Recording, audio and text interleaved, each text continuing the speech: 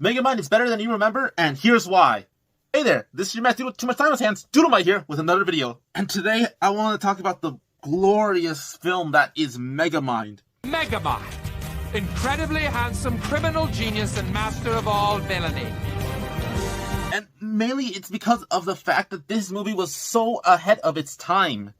They put in so much dedication, and it got beat out of by Despicable Me. Good movie, but in my opinion, I think this is better. And I just want to talk about why I love this film so much, and what stuff I didn't know as a kid that later on, you look back and I'm like, oh my god, I see what they were doing, and that's for the adults who watch with their kids. I'm like, dang. Because, okay, as a kid, I didn't know anything about the tropes that they would play with, or the things they would make fun of. But as a kid, those were just things that were happening in the film. But getting older, it became something different. It became a fun poke at these characters and the trope. But you know why I love this movie so much too?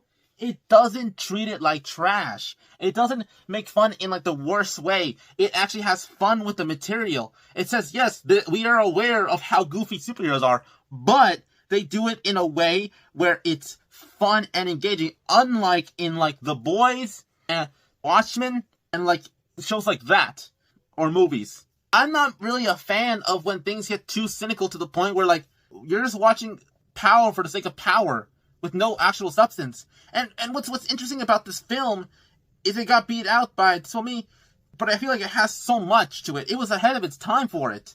Because a lot of the tropes that they have in this film are things that weren't really considered mainstream. They were more for comic people if you really think about it.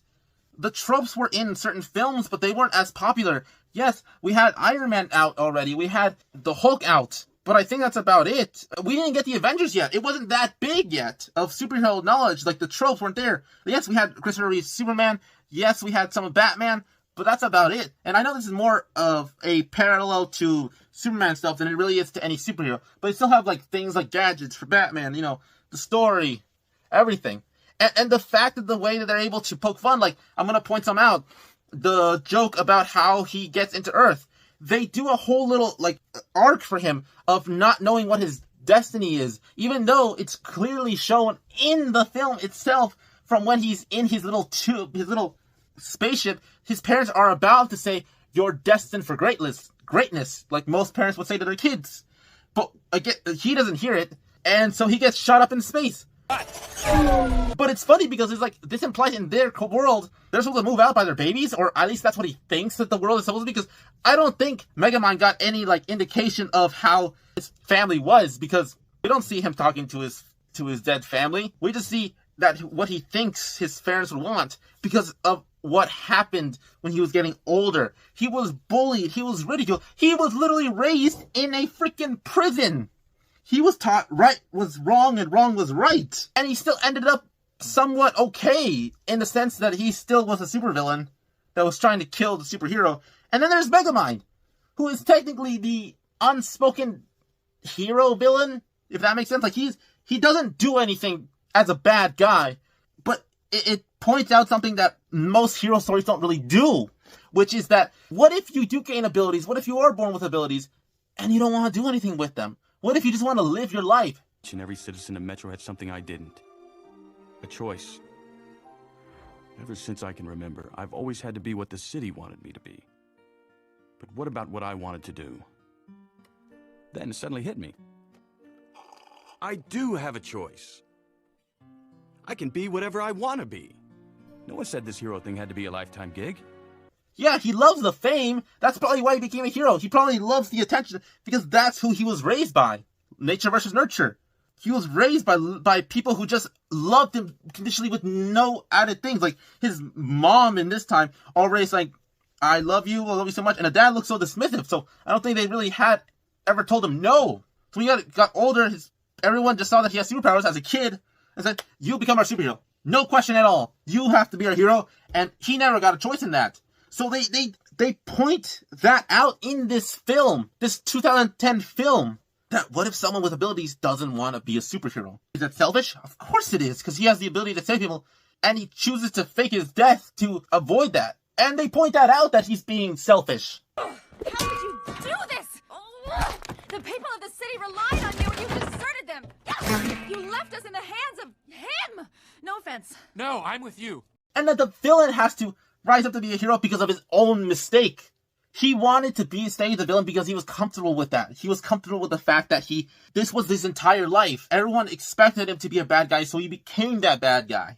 But he would do it with fun. They had fun. The way they portrayed Megamind and Metro Man with their fighting styles and like how they would fight is like two brothers basically bickering or like they're playing along.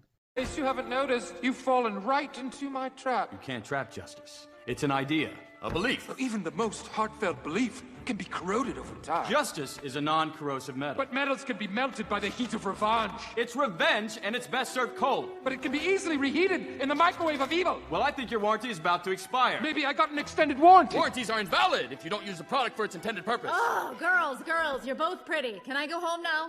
Like when Titans introduced an actual bad guy, someone who was literally an incel, someone who just expected what he got for being nice. If he didn't get what he wanted as a nice person, then what's the point of being nice? And then they have Roxanne Ritchie, which is supposed to be like the Lois Lane architect, being done with all the BS of being kidnapped, and she just used to that. And you know why I find this funny? Because it shows that Megamind didn't even really harm her in reality, because even though he showed off all these like excessive ways of how he could hurt her, nothing ever happened. She's just kind of like, oh, this is the thing.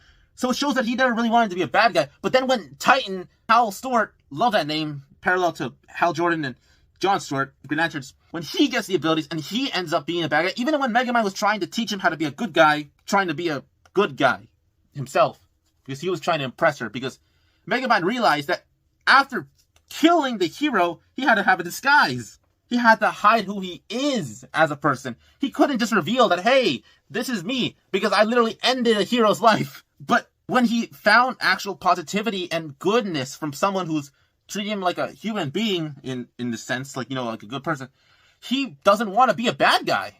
He was actually shown kindness. He was shown respect, honesty, being loved, basically, by basically the person he kidnapped so much, which is still weird in my case. So the fact that makes him want to be a good person, realizes that he has morals, even the nature versus nurture thing. What is it going on here? Megamind was nurtured to be a bad guy. Metro Man was nurtured to be a superhero, but like a narcissist superhero. Like, even his costume is supposed to be like Elvis. Like, like it's very showy. And then there's Minion. I know he doesn't really get that much like to say, because he's just supposed to be like the minion of Megamind. And Megamind has other robots that he makes. Like, Megamind is also a genius. But Minion is basically his caretaker. And because Minion was basically also, I think, like a baby when Megamind was a baby, he doesn't even know what he wants. But he's trying to take care of Megamind. And Megamind, after a while, just doesn't want him. But the way their interactions is so beautiful, because they act like actual family. Now, back to laughing. When then there's someone like Metro Man at the end, he just wants to be left alone. He doesn't want any of that. And Megamind has to learn to be a hero himself. And I want to explain one thing that I find really fascinating. In that moment when Megamind says he doesn't want to be a hero anymore, he says he wants to go home. But you know where that home is to him? The prison. It's not like his lair where he gets all these tools and all that stuff. No, it's where he knows home is, where he's been so often. Because he's been in prison since he was basically a baby. He wasn't given that choice. Which is also really weird to think about, because yes, he also broke out of the prison as a baby, but then he was also put back into it. That still finds so super strange to me in general. But they bring in all these tropes and stereotypes and puts it in a blender and mixes it all together. The villain becomes a hero, and the hero secludes himself. The supposedly hero's journey for someone else becomes the villain. He doesn't become a hero, the villain becomes the hero because of his own mistakes. But there's one thing I want to say. One thing that I love this film. I love this film so much. It revolutionized the idea of superheroes and the jokes about him. At the end, they make Megamind the hero of Metrocity, or I guess Metro City, how it was actually said. I like Metrocity better. But I don't think it was ever revealed that Metro Man was alive. Like, yes, they showed that little teaser that says, like, sorry, my friend, which is a parallel to the beginning of the film where one of Megamind's robots show up. But no. The guy didn't seem to recognize him, so do people probably still think that their best favorite hero is dead, and then just appoint this hero who was originally a villain for probably most of those people's lives is now just the person to say that just because they stopped them from like a lunatic, ending them all. And I get it, but still, it's like saying a war criminal gets leniency and becomes a hero because he stopped a terrorist or something, if that makes sense.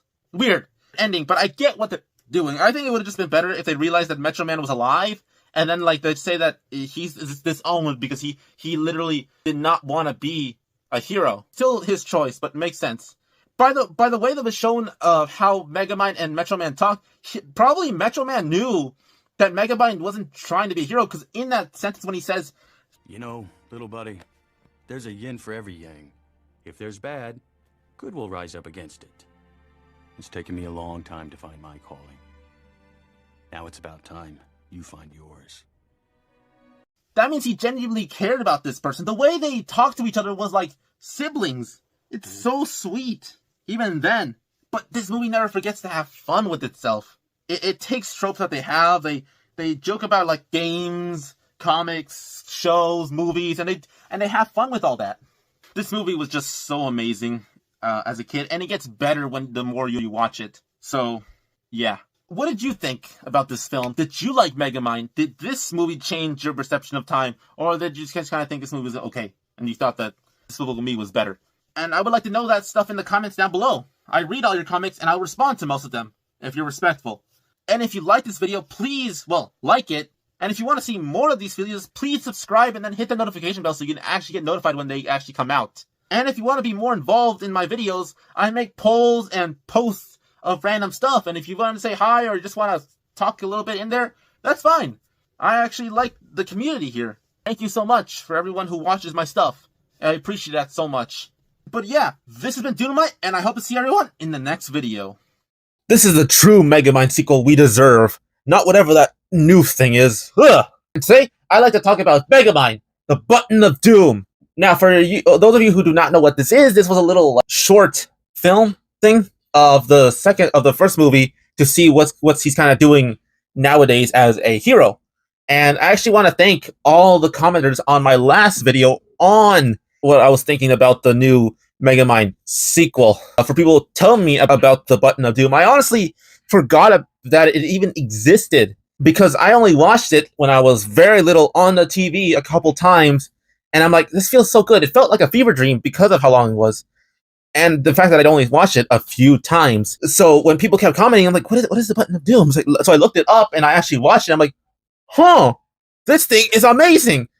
And even for the short amount of time, because this thing is around only like 16 minutes, it is so good, and it matches the aesthetic of the first mill while also adding upon the complexity of the first one. May not look like it when you first watch it, which I thought of it as a kid, because when I wanted to see more of it, but I didn't really understand it. Because yes, it actually has Will Ferrell as Megamind in here, and David Cross as Minion. Way ahead of you, Minion. What are you wearing? My new super secret superhero super suit. Which, every time I actually look at David Cross's face, I can't see him other than the bad guy from Alvin and Chipmunks. I told you, Dave. I never lose. But other than that, those are the only actual people in this movie. It doesn't have any of the extended cast like Tina Fey as Roxanne Ritchie. Would it kill you to wash the bag? And I don't think it has any of the other people. Ironically, even with less people, it still felt like a Megamind movie, even with a short runtime. What I mean by that, it still feels like the second one, is it still kind of uses the whole don't judge a book by its cover, and it also adds a new lesson of just because you're becoming a different person does not mean you have to completely take away everything that made you, if that makes sense. Because what I love about this story is the fact that Megamind, he's a hero now. He's actually trying to do heroic thing. He is not, being cowardice. He's not being, kind of hide from people, as the new one is showing. No, he's actually wanting to fight crime, but because he's now the hero, he wants to actually do it in the right way. He doesn't want to do it in his villainous ways. So you know what he decides to do? He basically decides to have a evil garage sale, basically, which is hilarious. Because he wants to be a hero like how Metro Man was. So he decides to sell all his inventions, which was funny because they could not sell because they were really expensive, which kind of makes sense because, his weapons are probably very expensive. Is there some kind of nerdy supervillain website where you get Tesla coils and blinky dials? Actually, most of it comes from an outlet store. Don't answer that. Don't! But he kind of just discounts them to extremely low degrees, which is hilarious. And then everyone sells them. This is what this is what I find really cool. He finds this button of doom, and he presses it on accident, and they don't even know what it's going to be. Oh, turns out it's a giant robot that he made to fight Metro Man years back. And it's like Megamind in his enormous narcissistic self as this giant monster, which is very nice, to be honest. And Megamind, because he sold all this stuff, he actually made a suit that emulates Metro Man's powers while also having some of the color scheme, which is so cool. I'm not gonna lie, that thing is actually clean as hell. He puts that on to try to fight his robotic self, because this is just Megamind. The giant robot, that's him, but just in a giant form, because he even acts like himself from the original movie. And then you can actually tell the difference between how they act as hero Megamind and villain Megamind. Well, I am Defender of Metrocity now. This is the perfect time for me to debut my super suit. You can crawl, but you can't hide. Talk about a crushing defeat. The old evil me is so annoying. So cool. And Megamind tries his darnest to try to fight his, evil self, which I love the parallel to that of, having to destroy your original self to become a new person, which is kind of a cool idea. And he tries using all the abilities of Metro Man, which is hilarious. He basically recreated the abilities Metro Man had in tech form, which I have a question about that. Why does he have to have that if, he still had the actual gun that allowed people to have Metro Man's powers? Was that because he absorbed it? He didn't just, what happened? Because again, he's using technology to emulate Metro Man's powers. I'm just confused with that, but even then it still works. And he tries so hard to fight Megamind, which I think that's what he's called it, and it's not working. So he decides, you know what? I need my evil inventions to stop myself, basically. So he basically has this giant spider thing, like an evil spider robot that Minion kept because, still very sentimental. It's cute. And he basically uses that as a way to defeat the robot. But I love how they have kind of little callbacks to the original movie, because they go back to the observatory that basically got destroyed from the first movie. And then, of course, it has his lair there.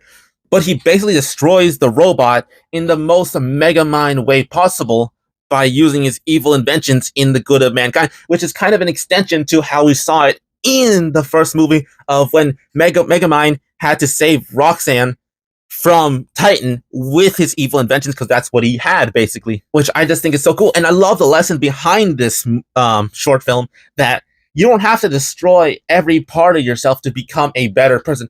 You can still be you while also changing to become better. That's what type of thing I realized, because that's what kind of happens in the end of this film. The new me is an utter failure. Well, it's clear you're no Metro Man. I know I'm not Metro Man. I just mean, maybe you should stop trying to be him and just be you. Really? Is that possible?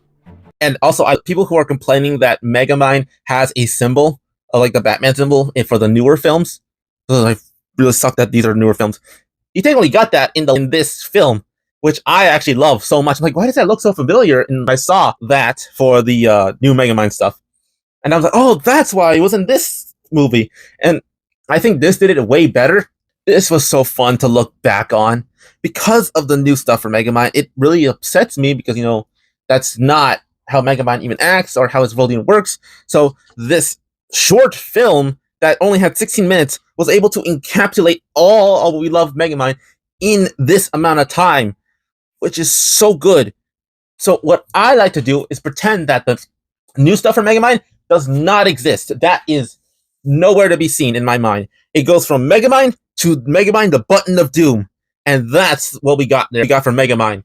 And again, I want to thank everyone who commented on my last Megamind video for this specific video, because again, I forgot it existed, and it's actually very nice to look back on. And yes, I know this is a shorter video than the ones I usually make, but it's mainly because, again, this movie, short film was very, short. It was only 16 minutes. I couldn't talk about it too much unless I went into very nitpicky territory. And even then, it's not too much to nitpick. I kind of basically just put the parallels between him nowadays as a hero to him as in his older days as being a supervillain instead. That's kind of like the only real thing I could nitpick about this, but it's just fun to see more of the original Megamind. And again, I almost forgot that this still has the CGI from the original movie, So it makes it like 10 times better already. It doesn't feel like a video game, which ironically the video game of Megamind was better than whatever the new stuff is. Jesus. But those are just my thoughts on the Megamind Button of Doom short film. What do you think? Are you one of the people who commented on that video helping me find it? Are you one of the people who just found the video and was like, oh, you missed this character? Or are you someone who didn't even like the film at all, or did you even know this thing exists in the first place? Let me know in the comments down below. And if there's nothing else, I hope everyone stays nerdy, and this has been Dunamite, and I hope to see everyone in the next video.